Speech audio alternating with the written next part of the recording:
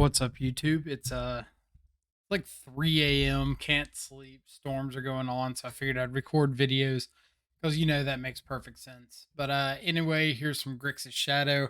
It's I think I played this April 2nd. It's now April 3rd. Whatever. But yeah, the only changes. I'm kind of on and off of this Alpine Moon in the sideboard. I know that mono black, the Trellin kind of mono black Cabal Coffers deck has been putting up a lot of results in the last couple of days. So interested in having like the Alpine Moon in the board. Um, Also, just like my luck of running into Tron a bunch, but that's a consideration. I've been pretty happy with cutting the spell pierce in the main for the third lightning bolt, and yeah, let's just like go ahead and jump into matches because talking about stuff is boring. Showing gameplay is a little bit more exciting. Screen vanish. I guess it goes that way. Either way, here is round number one. Win the die roll. Love winning a die roll. Opener. We've got Ragavan. We've got a bauble. Hopefully find a second land. Got a little bit of stuff to do. We're up against Menino Nay. I know Menino's played a lot of Living End, so that's kind of like the expectation. But we see Valakut Awakening, revealing Endurance off Mishra's bauble. Ragavan hits and reveals an Odawara, so I have no idea what's going on. Like, it could be Living End, but Valakut Stoneforge is like way off in left field for me. I'm just going to try to dig and find some stuff to answer unfair decks, which is perfect off that expressive iteration. Find Thoughtseize, find a Drown in the Lock. We can ditch one of these lightning bolts. I really don't need them. Waker Waves. All right, so it is probably a Living End variant. Force negation on the Thoughtseize is fine as long as I get to hold up Drown in the Lock.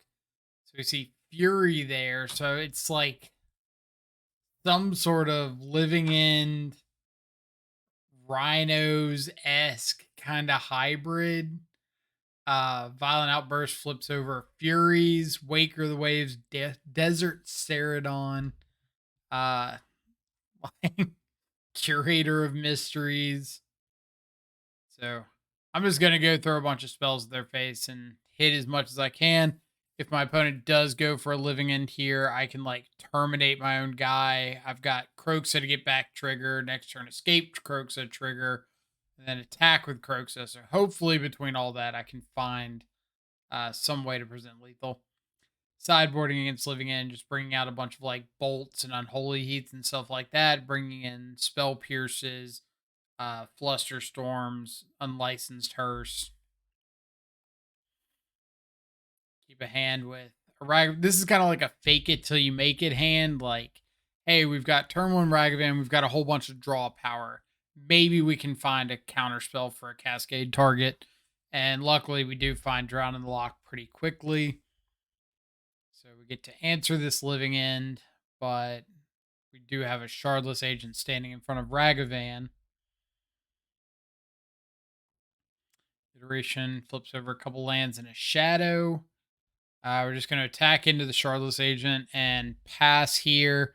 Kind of that fake it till you make it. I don't have a counter spell. I don't want them to know I don't have a counter spell, so I don't want to play out double Shadow and then have them just untap and play a Living End.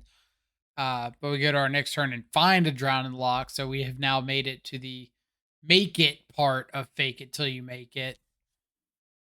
But another iteration finds a Flusterstorm. So now with like Drown and a Flusterstorm, I feel pretty okay. Shadows outgrowing Fury. Yeah, I feel like I've got enough pressure going on, and they kind of scooped that. So really good sequence of draws out of us there. Match number 2, I'm on the draw. Keep a very interactive hand, so of course opponent leads on a Tron land. You know how it is. So we see Chalice of the Void, Inventor's Fair, Urza Saga. So I'm assuming it's like a Prison Tron deck, not a a mono green or like blue Tron variant.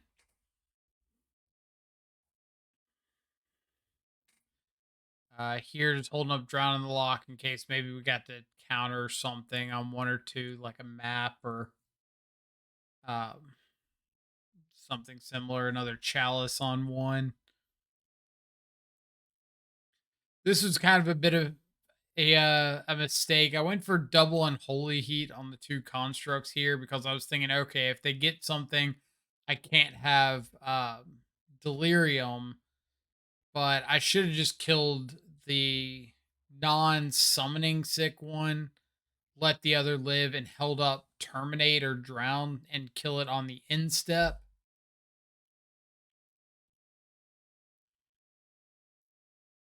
But now we're just gonna get down Shadow and Prey.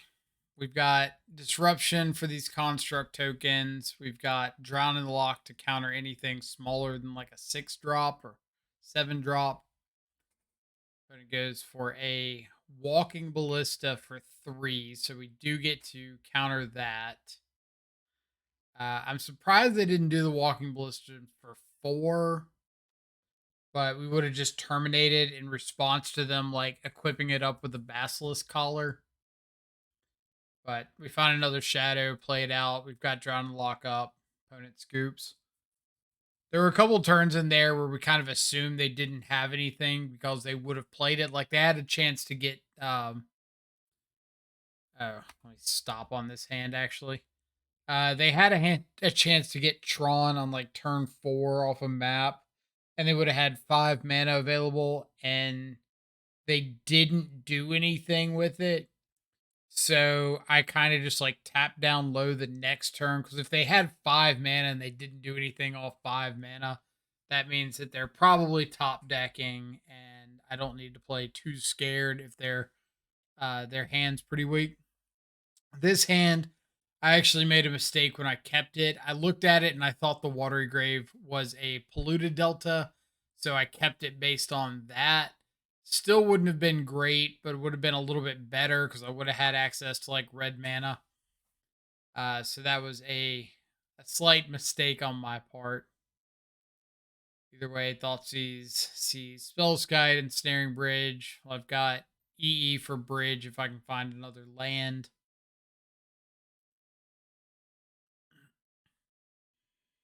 Bobble sees a Chalice. So we can EE the Chalice. Unfortunately, with like Chalice and Bridge, and we only have one copy of EE, that might be too much for us to handle. So Shredder plus EE, so we can counter blow up this Chalice, but more just to try to dig for a land, but we don't hit one anyway.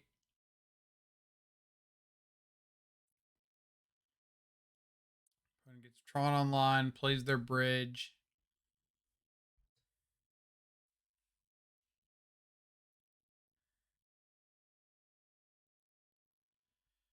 And we are pretty dead to this Karn. Don't really care about more bridges. We have no way of getting Chalice off the board now or ensnaring bridge, so our only hope would be like Croxa triggers, but they do have this relic, so yeah. This game's pretty much over. But yeah, we'll scoop it up to an Urza Saga. Might as well make them show us a win condition, but at some point you got to decide like, all right, this is probably not worth the time. Sideboarding against the Tron, like Prison Tron deck. I don't think I mentioned it. Take out a bunch of like bolts and heats, terminates, board in, spell pierces, EE. What else? Alpine Moon, stuff like that. So we take Chalice on turn 1 with our Thoughtseize, so we're able to get all of our plays down after that, mainly so we can resolve our Alpine Moon. Turn 2, we've got a Shredder and a Bobble. Turn 3, Shredder, Alpine Moon. Get to strip mine the Urza Saga. Here we're just like looking for more threats. We do have to tap off this Drown for a turn, which means our opponent's going to top deck an Ensnaring Bridge. So no Ledger Shredder anymore, but we do have Get Back Kroxa, get this Walking Ballista out of hand. And all we've got to do is start finding ways to get our Kroxa back in the yard, back escape, back in the yard, back escaped. Like second Ensnaring Bridge is fine. We weren't beating the first one with EE anyway, so not too worried there. We're just holding up Drown, try to take out any sort of major payoff.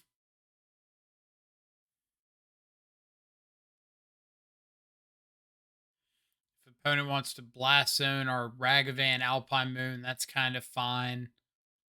Like, we're not really doing anything stopping them from having a bunch of extra mana, and it just puts more cards in the yard for Kroxa. But we do find the second copy of Kroxa, so now we've got enough cards in the yard to escape a Kroxa.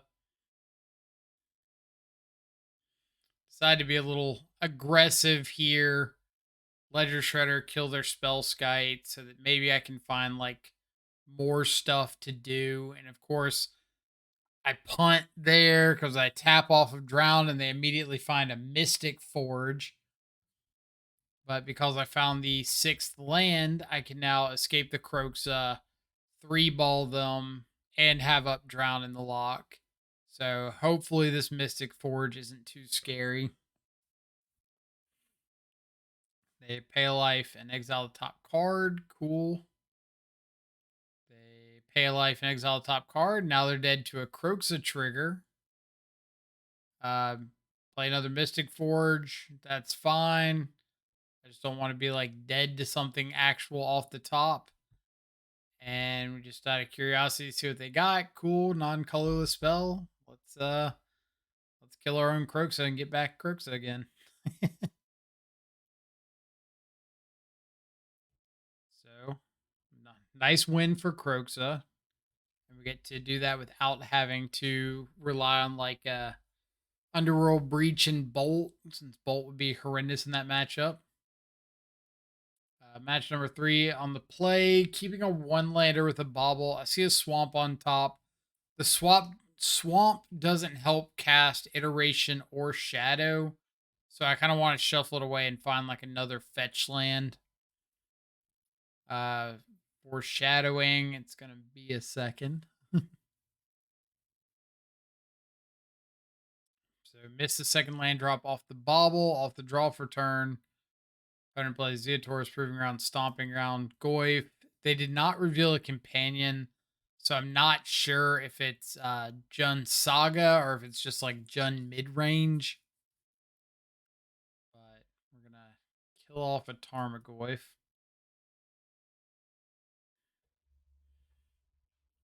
Find a Shadow. That's okay. But I don't want to bolt myself and play a Shadow, because if they just have like a bolt for my Shadow, then I 2-for-1 myself for no reason. And then here, my opponent's missing land drops. Like, I'm not really hitting land drops, so I'm just gonna wait.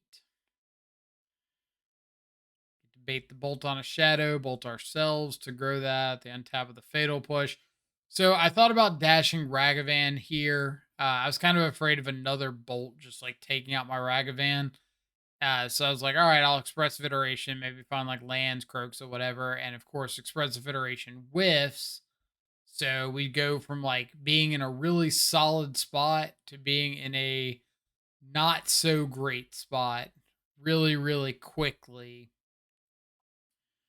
We're 20 cards deep. We haven't seen a Kroxa, which would obviously be like one of our best draws possible. And should have killed this Confidant end of turn. But I was thinking I wanted to find a spell and double spell on my turn. But I should have just said, like, you know what? If I find a land, I want a Giganta. And we get super punished by Maelstrom Pulse on my Ledger Shredders. Haven't seen a Maelstrom Pulse in a minute. And then untap Liliana, so it's just straight up Jund mid range.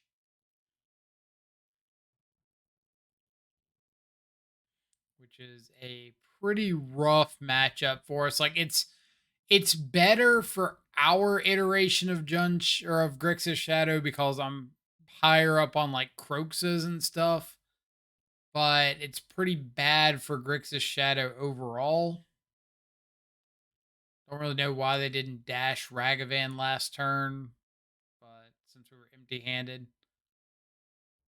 either way, we find Shredder terminate or Shredder unhold, Shredder drown and lock. Crap, but they have terminate, so we're just kind of yeah. We probably could have just played Shredder and held up drown. Would have been fine. Sideboarding against Jund, board out a bunch of thought seizes, board out a couple drowns because like I'm bringing in unlicensed Hearst to fight over their graveyard. And then boarding in like the unlicensed Hearses, Kaito, extra terminates, stuff like that.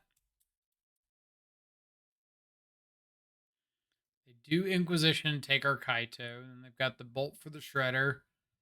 So we're pretty behind on like impactful stuff.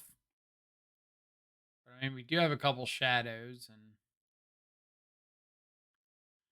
maybe we can find something to do. Opponent just goes for double Rin ping on this shadow, plus a Goyf means we get to terminate the Goyf, unholy heat the Rin.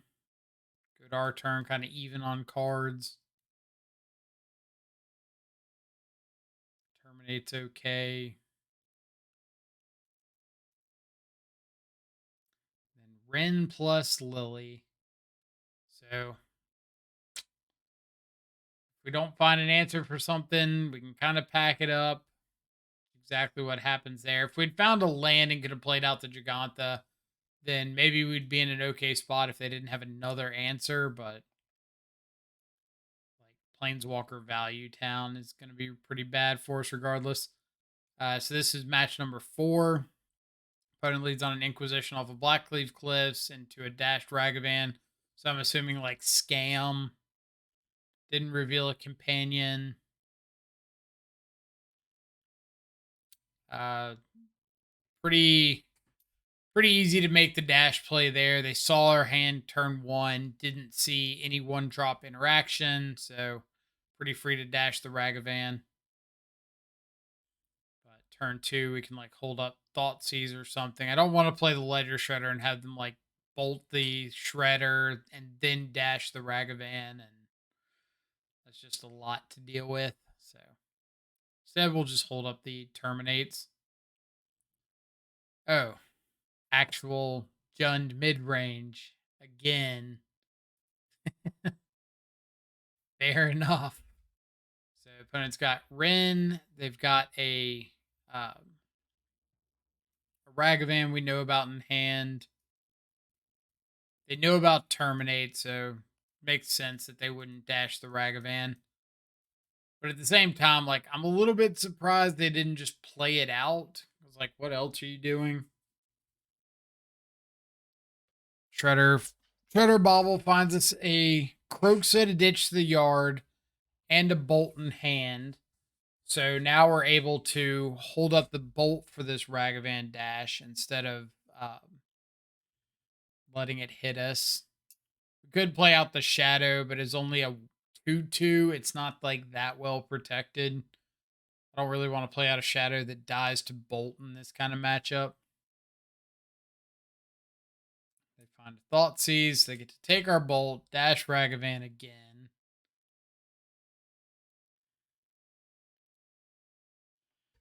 So we're definitely falling behind very quickly to the Ragavan Ren and 6 value.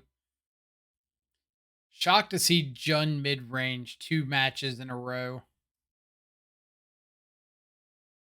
Like shocked to see Jun mid range at all, and then let alone see it back to back in the same league.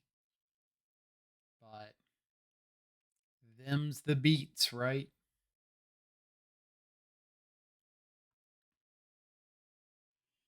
Then I have no idea why the Moto replay was like lagging so bad right here. Uh, for those of you who don't know, we started to like record the replay ahead of time. Then I go back, show the replay, do the voiceover to the replay. But for some reason, like it still lags up from time to time. So we'll just escape Croxa here. Big recursive threat they might have trouble dealing with. That way next turn we can like untap, have iteration, shadow, maybe hold up terminate.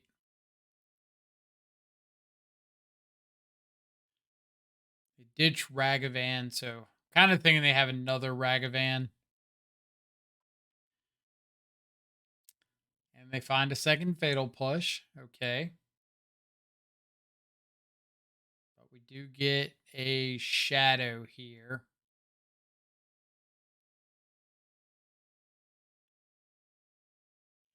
Eventually.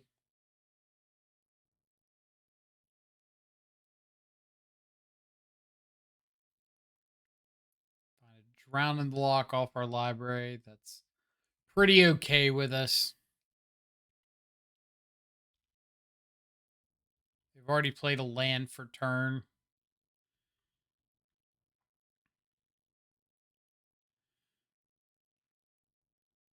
All right. So we've got some extra lands. Let's get down shadow, hold up terminate. Fable of the Mirror Breaker plus a Ragavan and a Ren Ping. Okay. That's a lot of stuff going on. The fact that they're not taking up Ren to go for the ultimate next turn makes me think that they are planning on me just killing everything off, killing down the Ren.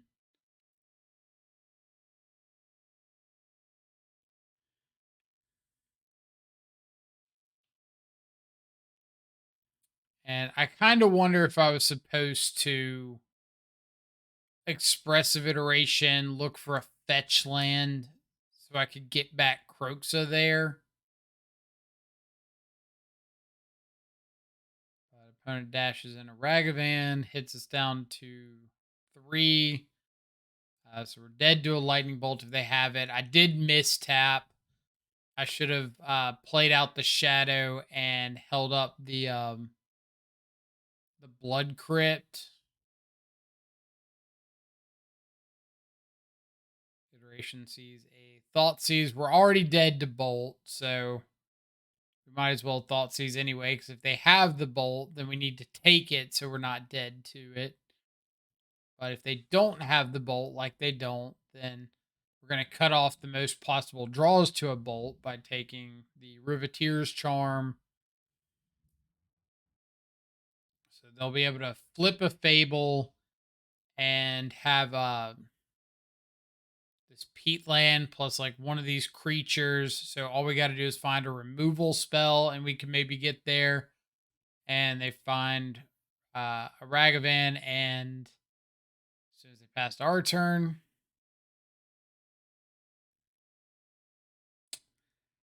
a lightning bolt. So tried our best to play around lightning bolt, still got bolted.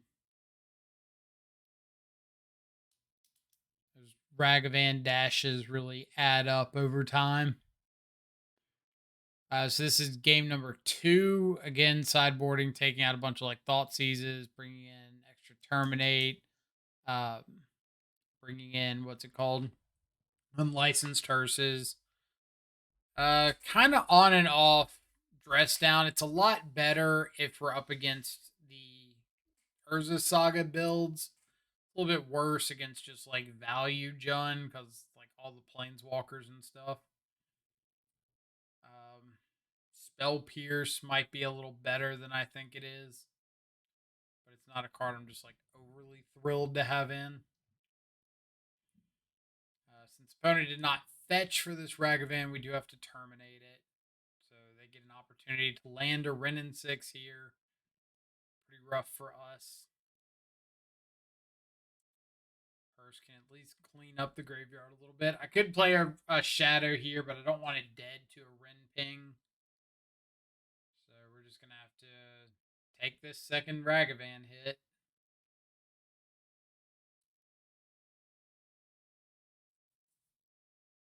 I can hear it starting to storm outside. All right, so take it down. Our Ledger Shredder. We're going to have to double spell into this regardless. Croaks is a reasonable pickup. We get a Shadow down, so like we've got a pretty good board presence.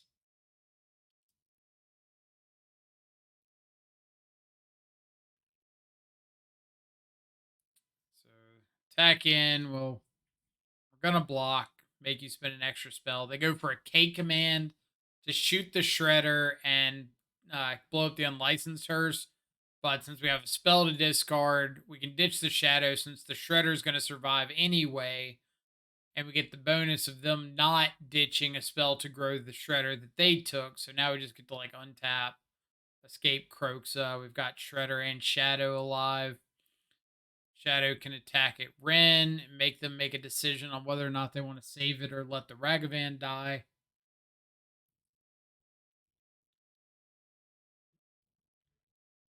I'm a little bit surprised at them playing Unholy Heat. Because, like, this is definitely not.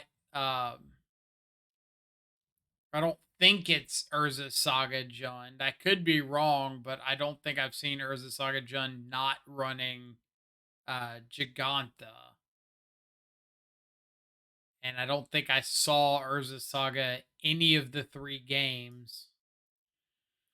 But they play out a Goyf. We have a removable spell for the Goyf.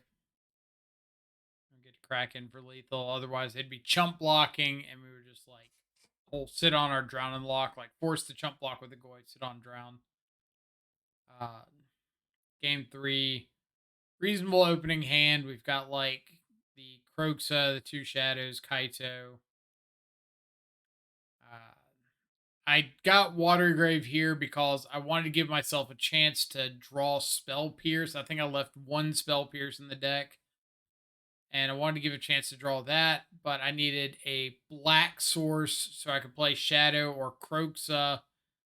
I could have gotten a Blood Crypt, but again, if I drew Spell Pierce, I wouldn't be able to play it. So decided to go the get Watery Grave route. Opponent's got a Hearse. That's a reasonable expressive iteration on my main phase to make sure I hit the 3rd land drop because I don't want to untap and not have a land to play. The Krogs are Krogsa. We get down Kaito, make a dude. It's probably supposed to tick up that Kaito. Like, obviously, we see with the Bolt that tick up would have been better. And I probably should have thought about getting it out of Bolt range, but I was kind of thinking they were going to like Liliana or something that turn, like Liliana Edict me. So it is what it is. So my upkeep, they go for Heat. I go for Drown because they can't take themselves off all 3 cards with an unlicensed Hearse. They do have a Bolt to follow it up. So they get to kill one of our Shadows, but we do still have a Shadow alive. We've got a Ledger Shredder to play here. Heat's not looking great. Croaks is not looking great, but we do have stuff on the battlefield.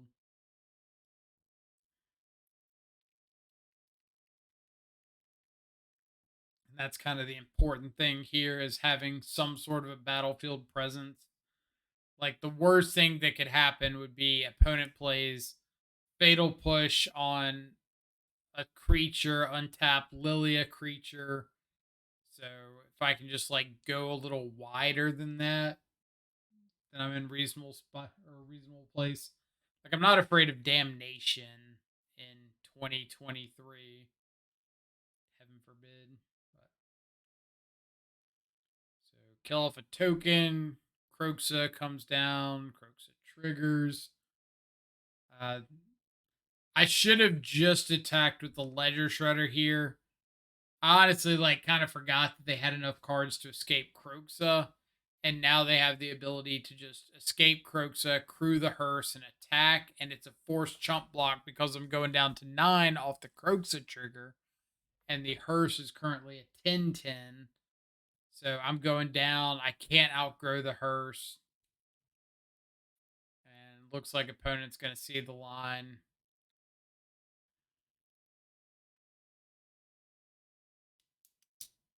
We take 3, go down to 9. And opponent is not crewing the hearse, nor are they attacking. So, okay. We get to add Gigantha. Swing at them with a Shredder. I don't want to swing with both the Shredder and the Ninja because, again, like, I'm in a forced chump situation to the hearse. So if I swing with both and they just like crew it up and attack, I lose my Shadow. If I just swing with the Shredder, then I get to hold back the Ninja token. So if they crew up the hearse, I can block it with the Ninja token. They go for attacking with both. So I've got block on the Kroxa, ditch the land, lose 3, block on the Kroxa with the Shadow, block on the hearse with the Ninja. They don't have enough cards to escape the Kroxa. I played around Liliana earlier by playing out that Shredder. And all I need is a way to lose life. Bingo. There's no way that I'm not going for it because if they had a lightning bolt, they would have just killed my Ledger Shredder last turn. Like, kill it, play the Liliana, edict my Shadow.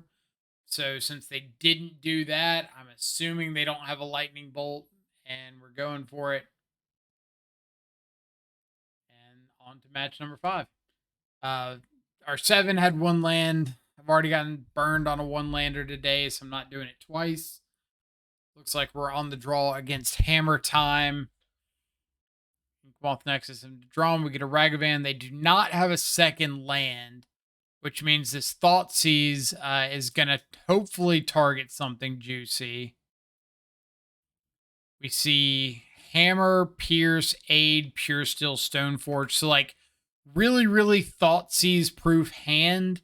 Decide to take the Stoneforge. So if they do find a white source like they did, they can't play Stoneforge and play another spell. So now, since they found the white source, they have to either commit to like just playing the Sigarda's Aid or crew up the Ink Moth to make a mana, but that doesn't make much sense. But maybe if they had Spell Pierce or they wanted to hold up Spell Pierce, and they had not found a fetch land, if they just found like a basic, then they'd have to crew the Ink Moth and use the Ink Moth and the drum to Spell Pierce. But like, as long as my opponent doesn't have double white for Pure Steel as well, I'm not too terribly worried. They get down Sigarda's Aid, which just means like I'm never attacking with this with the Ledger Shredder. So I'm not putting myself dead to an Ink Moth attack. Ragavan finds a hammer, so after an iteration, play the hammer to trigger the Ledger Shredder, get another Thoughtseize, fire that off, take a hammer. So now it's down to a Pure Steel and a Spell Pierce. This Esper Sentinel off the top's fine. We get to escape Kroxa. And that is enough to get the concession.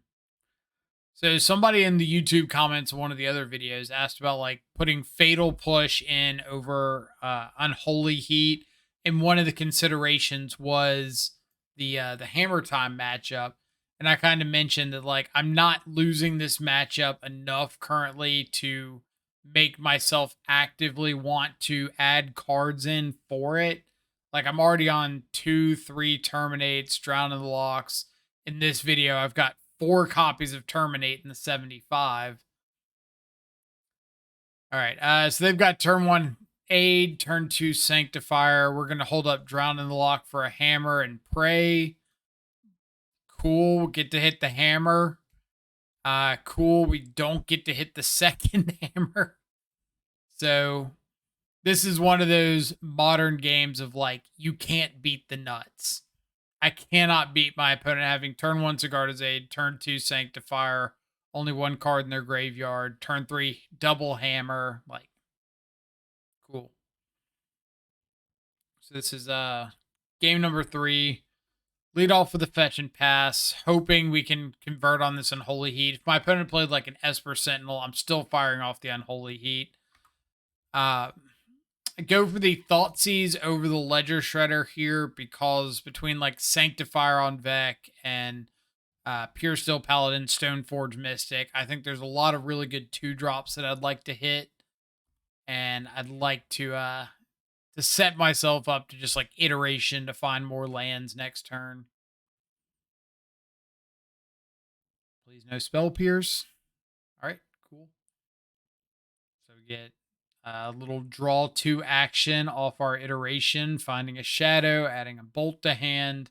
We know they've got a March of Otherworldly Light, but like they're going to have that anyway. We might as well play out the Shadow. Get down Shredder. Go ahead and fire off one of these bolts. Like, there's no guarantee my opponent's going to double spell so I can connive, so I just want to get, like, my pressure going a little bit better. Which we find and ditch a Kroxa. Perfect. Dash Ragavan means we get to add our 4th land or 4th mana source to our side of the field. So we can escape the Kroxa as soon as next turn. Just hope that we get to convert on our 1 mana spell instead of one of our 2. Hope a bolt resolves and they don't have a hammer. That's just a blacksmith skill. All right. Ditch the Ragavan because we're not dashing it in here. Interesting turn because I know my opponent has got a Cauldra. I think they've played out the plane, so I don't know about that.